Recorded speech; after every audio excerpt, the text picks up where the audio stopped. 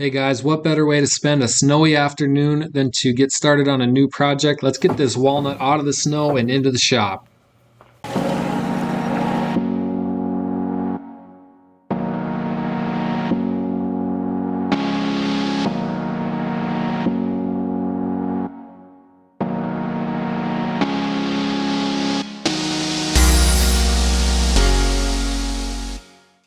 What's up everybody, it's Tanner and we're about to start another project for our house. This is going to be a master bed frame with the headboard attached. I picked up all this lumber from Valley Hardwoods, which is my local lumber supplier. It's about 2 hours from my house, but they have such a great supply. I got a little bit thinner material for the headboard and everything else is 8/4 for the framework. All right, that's enough talk. Let's build something beautiful. I have to mill all this lumber, but I'm going to fast forward through that entire process. If you'd like an in-depth video on how I mill lumber, why don't you put that down in the comments and maybe on my next build I can include that. Here's a quick SketchUp of the back legs or the headboard side legs of the bed, and I set my miter saw to 45 degrees and cut these two angles parallel to each other. And for the smaller portion of the legs, I need to add a 20-degree block and then set the miter saw at 30 in order to get this steep cut here that attaches to the back side of the big leg. So all you have to do is take one of these 20-degree cutoff pieces that we just made, set it right here, and then adjust your saw to 30 in this case, and that'll allow you to get that steeper miter cut. And here's a shot at what these legs are going to look like. I love setting my leg setup onto my table saw using the fence so those bottom two legs sit nice and square across the bottom, which tells me that this thing will sit flat on the floor eventually. Then I can do all my layout lines for my dominoes. I'm going to do about 4 of them in this leg setup.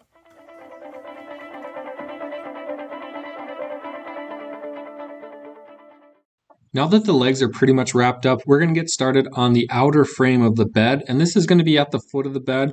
I'm just putting in a little angled detail here that I think is really going to make this bed stand out and give it a mid-century modern look. Here's a close-up shot of what I'm working on. If you're really careful, plunge cutting with the track saw works great for this. I just have to cut that 45-degree angle with the handsaw.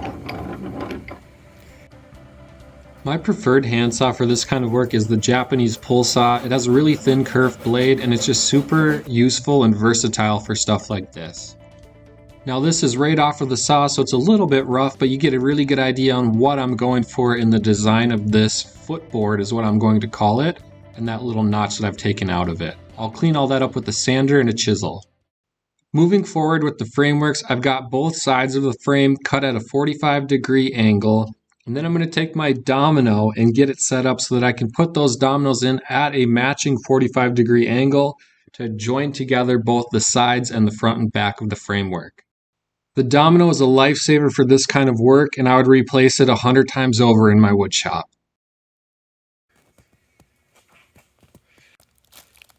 All right, so I'm getting ready to glue up all the miters on the bed frame, and I kept all these 45-degree cutoff pieces when I was making those miter cuts, and I use Starbond CA glue and the accelerator. Just apply a little bit of the CA glue to your blue tape, take your accelerator, and spray it on the opposing piece. Press this onto that glue and hold it firmly for, I like to go about 5 to 10 seconds, and then these will be rock solid to clamp to. So fast forward about 45 minutes from applying that CA glue, and I found out that today was not my day for a glue up. The blue tape trick has failed me. I don't know if I just had some older tape or what. I've used that method several times without any trouble, but every single miter on here, that tape peeled off when I put the clamps on it, and I ended up gluing those blocks that I had directly to the wood and then smacking them off with a hammer afterwards. This creates a little bit more cleanup work, but I think I can salvage it. Let's hope the legs go a little bit better than the framework did. I'm going to line this up, get some glue and dominoes in it, and hopefully clamp it all together a lot more smooth than the last one went. And thankfully they went much, much better than the framework.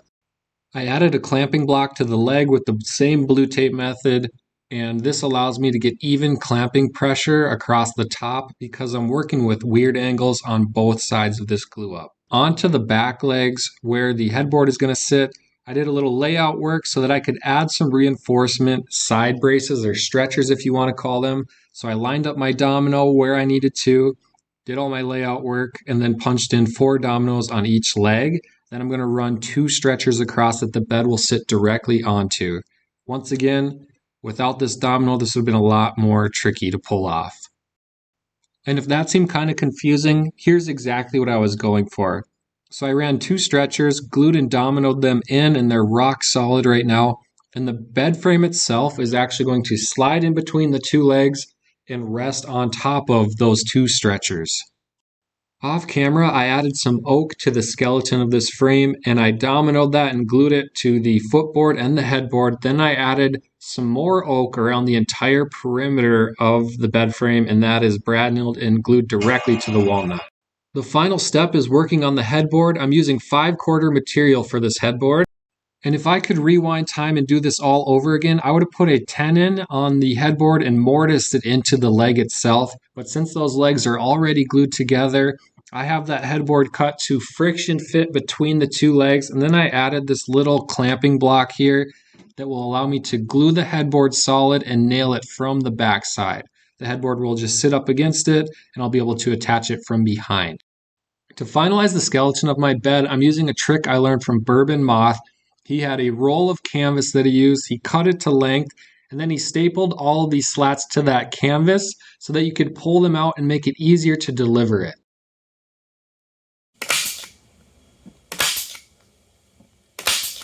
And here you'll be able to see exactly what I'm talking about. It just rolls up like a sleeping bag and makes it so much easier to drop it off. Now, just because I made it easier to deliver doesn't mean it's perfect. I probably should have measured this. We were so close to hitting the top of the door frame.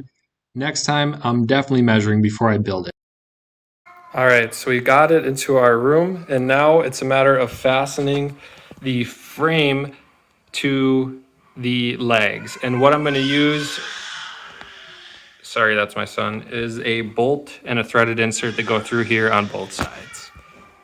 To start out, I'm using a 3/4 inch bit to recess a hole. This doesn't go all the way through, just deep enough so that the head of my bolt and the washer will be able to sit below the surface so that they don't snag on the bed.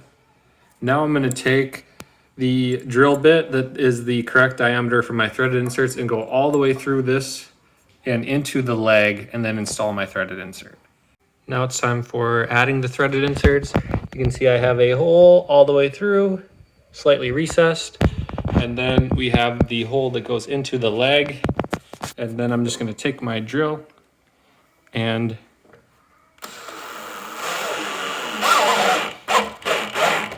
sink that threaded insert. Bingo. Now it's just a matter of sliding the bed back and running that bolt into the leg. And here's that possessed creature you heard earlier inspecting the build.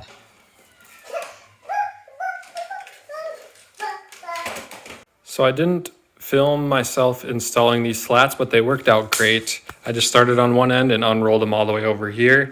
And now that I'm in a little bit better lighting, you can see I just put 2 staples in each board on each side. And it worked out great. Thanks, Bourbon Moth, for the idea. Genius. Since this is a king-size bed, I wanted to add a little bit more reinforcements to the bottom. Otherwise, it would have been spanning from edge to edge with no support in the middle. So I added this 8/4 walnut post. I just notched it out and made a little castle joint. And then I used Titebond Quick and Thick and some clamps to secure it in place. Now this bed is rock solid and will be able to withstand anything life throws at it. Hopefully I don't get demonetized for saying that. And here it is in all its glory. My wife and I couldn't be happier with how this bed looks in our bedroom, and we can't wait to finish off the rest of the bedroom to see how it all ties in together. Let me know what you think about this build in the comments. Thanks for watching.